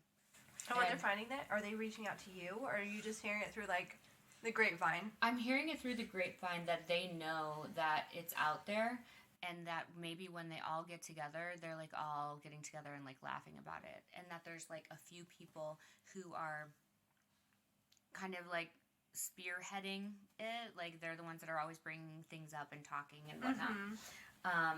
And so I didn't like that. And, like, the person that was talking about it the most, like, I had reached out to her, and I think I said something like, oh my gosh, since you're so good at marketing, you want me to give you a cut? Like, I'll give you, like, 20%. You keep sending people our way. Like, I was trying to, like, defend him in his absence, my absence, and also be like, it doesn't matter. Like, tell her, like, it doesn't matter, like, that you're doing this. I don't care. Yeah. Because rumors have always been, like, running rampant in that town, so it's, like, Small town feel, yeah. like, the most small town. And were these everybody people you knows were- them. Like, high school. Were these people you were friends with, or just like A acquaintances few through of them. school? Just A few of them I was very good friends with, like, best friends with. From, like, 5th grade. 6th grade. So it really bothered me because I would assume that they would be like, let's not talk about my best friend in her absence, instead of being, like, the person that maybe would be the one leading the pack. But again, like, I never really got clarification on whether or not it was one individual or the other individual. Like, everyone's, like, pointing fingers, you know? Like, or they all the just Spider-Man's, like, you know, Yeah, they're all meme. pointing at each other. So going along with, like, that summer, we were really playing tennis. Everything that Dick does, like, he has to take it too far. So, like, we're having a good time. We're playing tennis. Tennis is fun. We enjoy it. We're disconnected. We're learning. You know what he does? He's like, I have to play in a tournament. Like, we've been playing for, like, 3 months. Like, we play every day, like, 1 to 3. like you're having fun together. Yeah, 1 to 3 hours is a lot of time, you know, but, like, in no way, shape, or form was I, like, gonna do a tournament. Like, I just enjoyed doing it with him. Right, you're having fun bonding with your husband. Yeah. through a sport. And he's like, I gotta do a tournament. I'm gonna be the best there is at tennis. I'm like, okay. All right. I support you. I How support about we you. work at being Rah, the best rah. husband there is? Yeah. And so he had, on August 5th, his first tennis tournament. Oh wow. And, like, he was, like, geeked to go. Like, he was so excited, and he was absolutely positive that he was going to win the whole thing. And we get there. You can sense the And- downer. Yeah, right? It's coming. We get there, and he gets on to play, and just shits the bed. Just, like... So in the tournament, it was, like... I think there was, like, 4 of them, and you played one, and then you advanced it. Everybody had to play everybody, and at the end, you like who had the best score, or whatever. Right. So I think the first guy, it was just like he lost completely. I don't know if he ever got it over even the net, or like a serve went past. The second guy was, like, more aggressive than the first guy, and was, like, kind of like messing around with him. Really, like, Dick has, like, horrible anger problems, and so, like, we're at this, like, tennis club where, like, tennis is kind of like a classy sport. You know, like, we don't take our shirts off and beat our chests and paint our face. Like, you wear whites and you're fancy.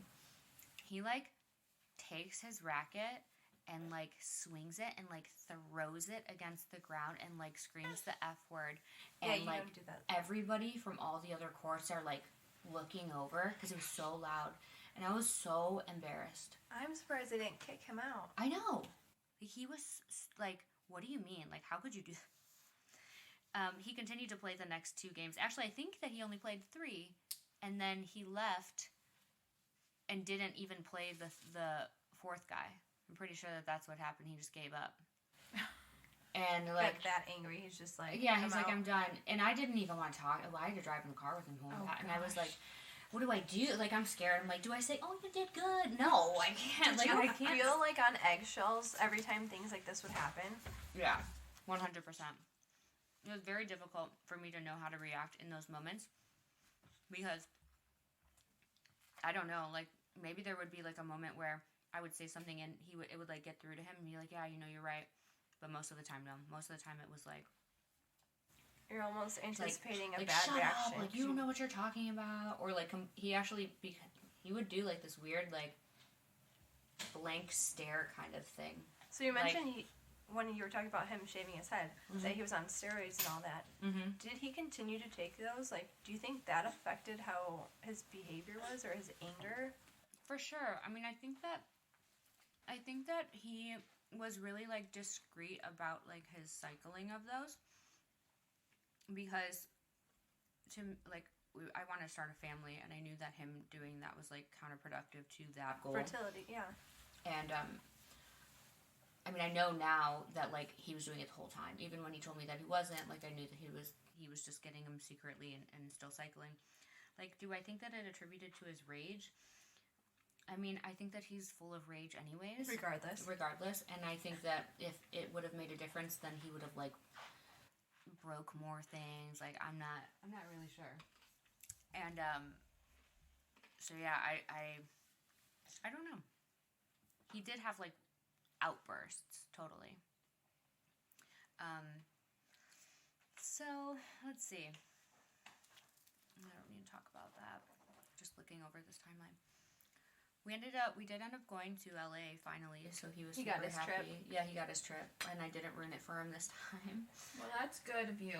I know, right? Be a good wife. Right? Come on. I said yes.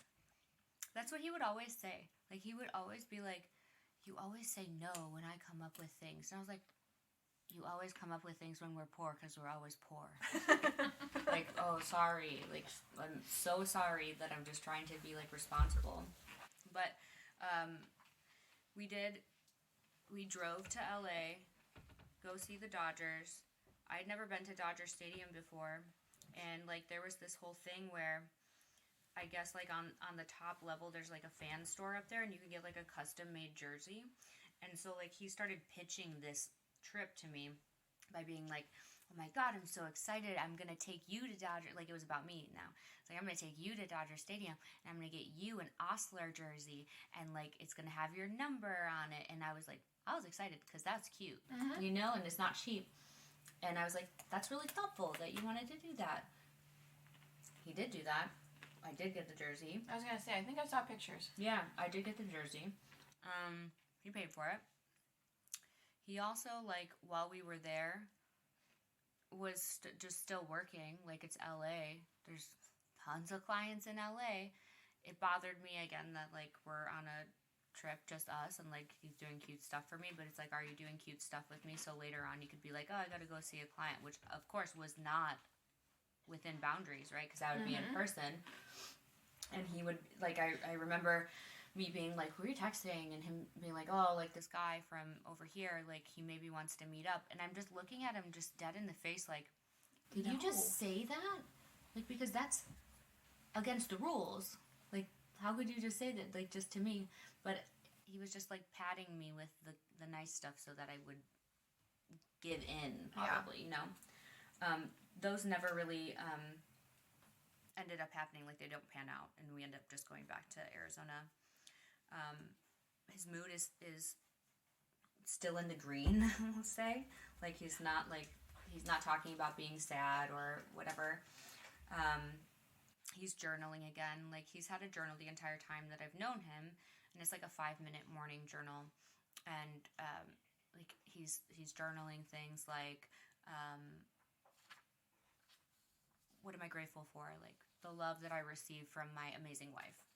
And I live a dream life, and I'm proud and so happy with where I'm at. Like, okay, if we're doing little temperature checks, that's a pretty good temperature to me, because it's like, that's just his journal. So, like, yeah, probably shouldn't have looked at it, but, like, at this point, like, I how else? He doesn't communicate with me, so how am I supposed to know? Yeah. How? Right. And do you think he wrote those things because he knew you were probably taking a peek? At that point in time, I would not have thought about that, but I think anything's possible now. I think everything was planted. Right. Big conspiracy theorist over my life.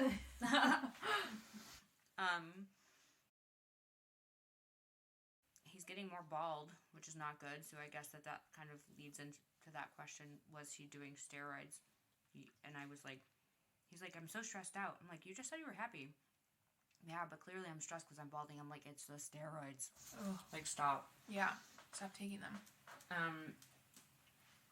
We had like a little bit more free time. I think he was being actually a little bit more structured with like his work because there was like a burnout time. I think that right before the Dodgers like trip, I think he wanted to take that trip because he was just working so much.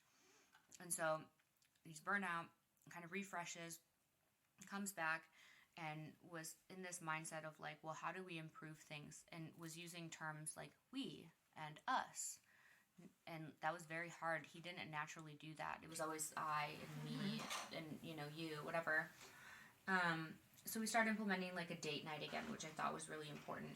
And we went bowling. We would like cook together. So now we're doing things like with, maybe sometimes he'd have his phone in his hand, but most often not. And that felt good.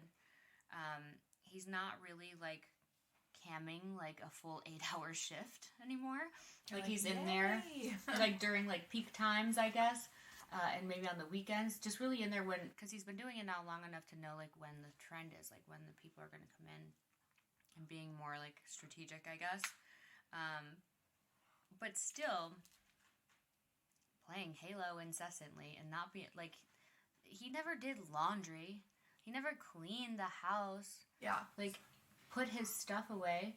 Like there's a lot of other things that you could be doing besides Halo. So I know you said before that he was going to make a Halo career. Halo prodigy, yeah. So is he like, has he started twitching that? Like, is he making any money from Halo, or is he literally just at this playing? time? Twitch is like I could set it up. Like, is he even good? He wants to. No, he's not even good. Let's just cut it. He's not good at Halo. Like, at all. And truthfully, because he's so, like, competitive and aggressive, it was, like, the perfect storm for him. Like, he had a headset. And, like, it was just watching my husband, like, shit talk, like, 12-year-olds. Like, I don't know how I ended up in that life. Like, because I used to make fun of people whose husbands would do that, where you see them, like, in the movies, and I'm like, how did I get here? Oh my gosh, it's crazy. Amanda, I want you to take a look behind my TV. Do you have one? You'll see a nice headset. That's my husband's. Yeah, but I mean, like, your husband goes to work, you know? Your husband's not, you know, on the internet naked. Like, I don't know. There's a whole bunch of... Yeah, like, oh my gosh. Like, give me something here, Dick. Like, you know, like, just show me anything. Any kind of, like, growth. But no, he's like, I'm the Halo prodigy. I'm the best there ever is. No one's better than me.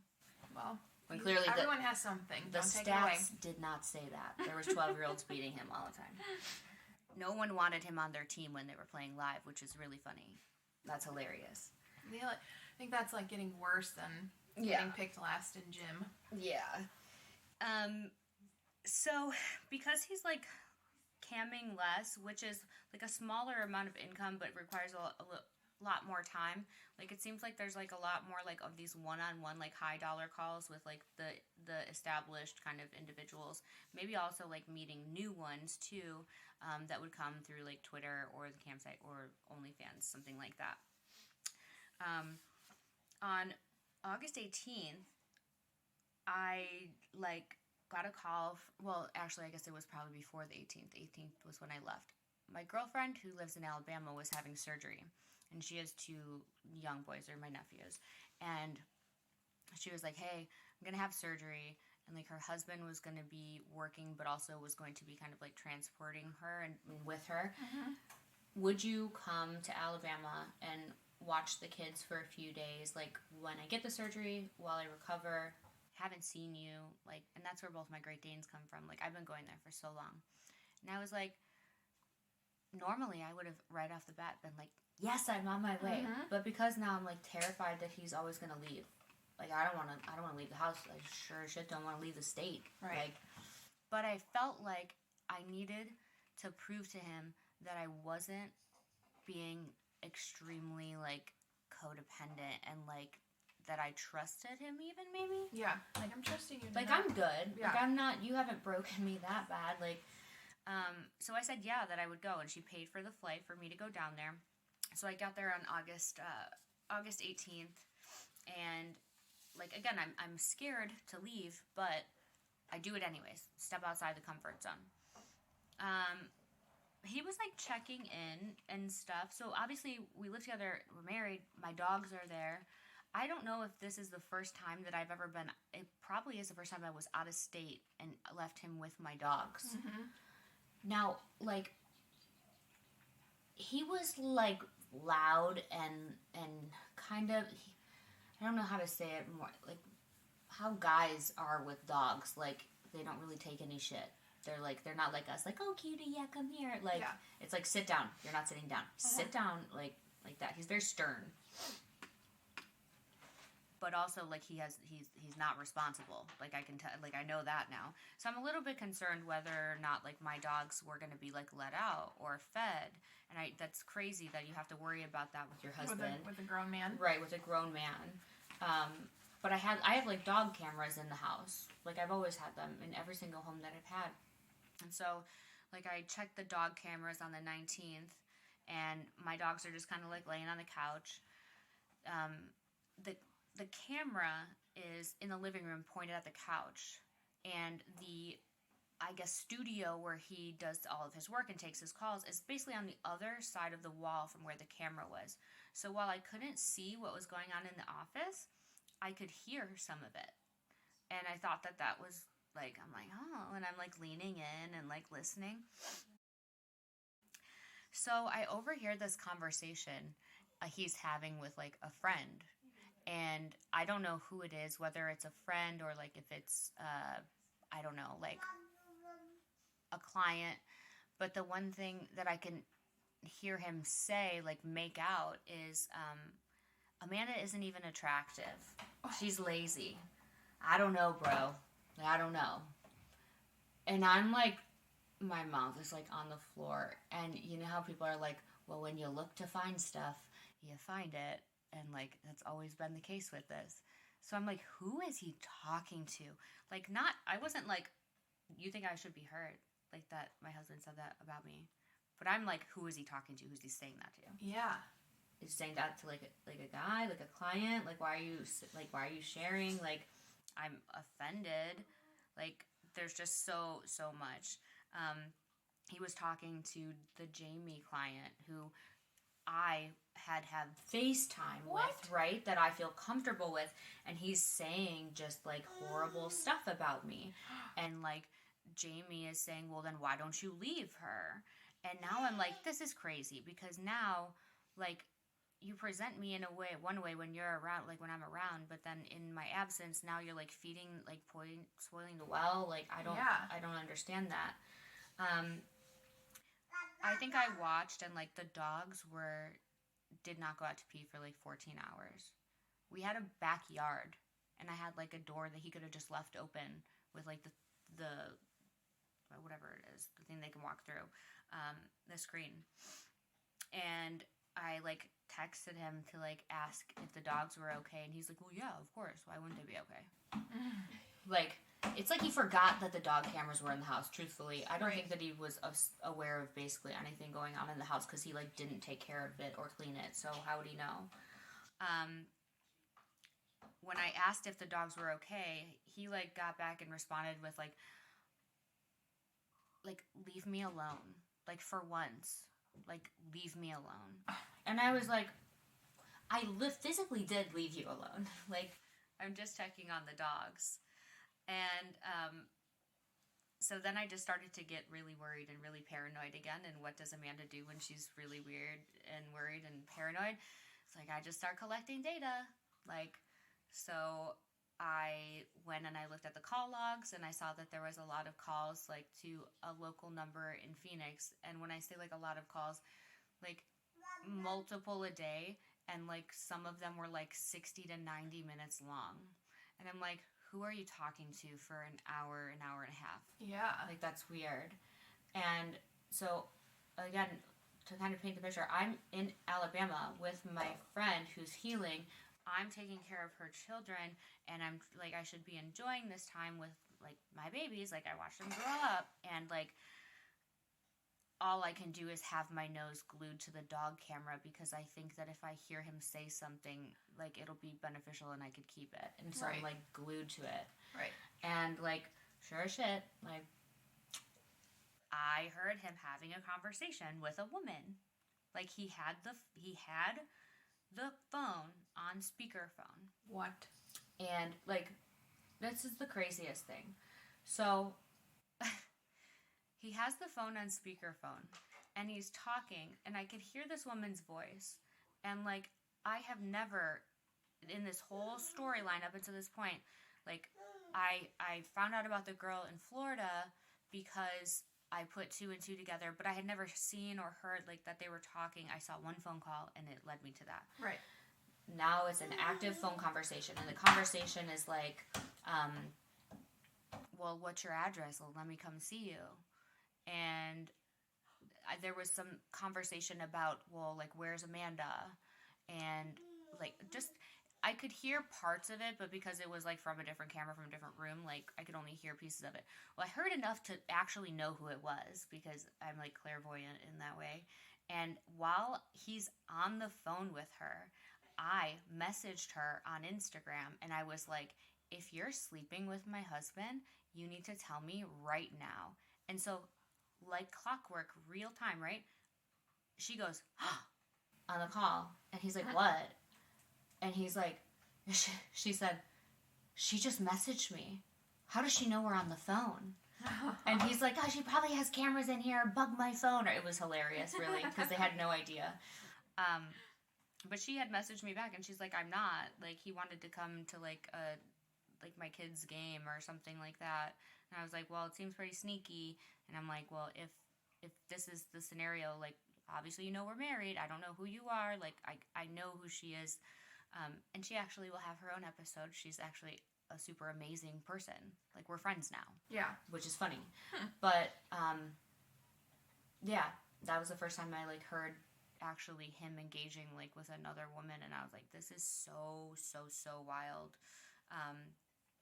This specific woman, he has been friends with, like a internet friendship, right? Like 9 years. Jeez. Never met her. And it's, I will see her name, like, in the past I had seen her name pop up, like, maybe on the CarPlay, and I would be like, who's that? And he'd be like, oh, this is so-and-so, like, my friend. Okay. Well, he's telling me her name. He's giving me information, so why would I think that he's lying? Right. He's, like, doing it out in the open. Yeah. Like, I never questioned her name when it popped up on the phone because, hey, she's just the friend. She's like the bro. Right. Not the case. So her story's really fantastic. And I mean, like, she's a saint and an angel, and I just love her. And it's very devastating what he does to her. But she's just like, yeah, I'm not sleeping with your husband. He could not go to Las Vegas when I was in Alabama. He left my dogs alone. What? Yeah. He left my dogs alone, and I was coming home, like, later on that night. I think he probably left at, like, 10 in the morning, and I got home at 8 at night, and I was like, why? Just, like, one weekend. It was, like, 3 days. Well, how could you not, like, just stay, like, and not go to Vegas? And, he's like, yeah, I have to go. Again, I gotta go for an insurance thing. You don't Since even when are do you? that You're not anymore. doing that anymore. Like, what are you talking about? We've moved past the things that don't give you joy. That's why you're on OF and all that stuff. Totally. And, like, so he says that it's, like, a guy that he knew from, like, high school or, like, the gym or something back in Vegas who wants to, like, put together this, like, business where this guy has, like, people coming in to like see him for financial stuff or whatever, and that he wanted to develop a bundle that he could give to these people, like, hey, let's work together to give them product, whatever. But also, like, sounded kind of illegal based off of, like, what I know about, like, finance, which is, like, not that much, but, like, I know enough to be dangerous and, like, what's legal and illegal. And it sounded really illegal. And I was like, I don't really like this because, like, we have a legitimate business and we're married now. So anything that you do now is going to fall back on me. And he was like, it's not illegal. We're good. I would never put us in a bad situation. Just makes me giggle. I would never put us in a bad situation. Bruh, your life is a bad situation. I hope you enjoyed listening to episode 5, Sergeant Steroids. There's one thing that has come out of this within the last few weeks that I did not expect. I have been getting so many DMs, text messages, I even got a few emails from men who are listening to the podcast. And their reactions are crazy. I was not expecting a widely male audience by any means, but you guys, the feedback is fantastic. So, men are hearing this story, and while most of them are like, I want to shake you by the neck like Homer Simpson, they're also like, dude, I did not realize that women, like, think so deeply into the things that they do or the things that we say. And so that makes me happy. I've been spending countless ungodly, scary hours on this podcast to get feedback from an audience that I was not expecting. And truly, I was expecting like negative feedback from male listeners. I'm so thrilled. It makes me feel so good because I'm learning this right now. Like, I'm on my laptop with 17 screens doing all this in my bedroom while my Great Danes snore. So the fact that the message is resonating, that y'all are understanding that it's more than just a, hey, let's rag on someone who has narcissistic personality disorder. Like, it's not. This is fucking pure entertainment.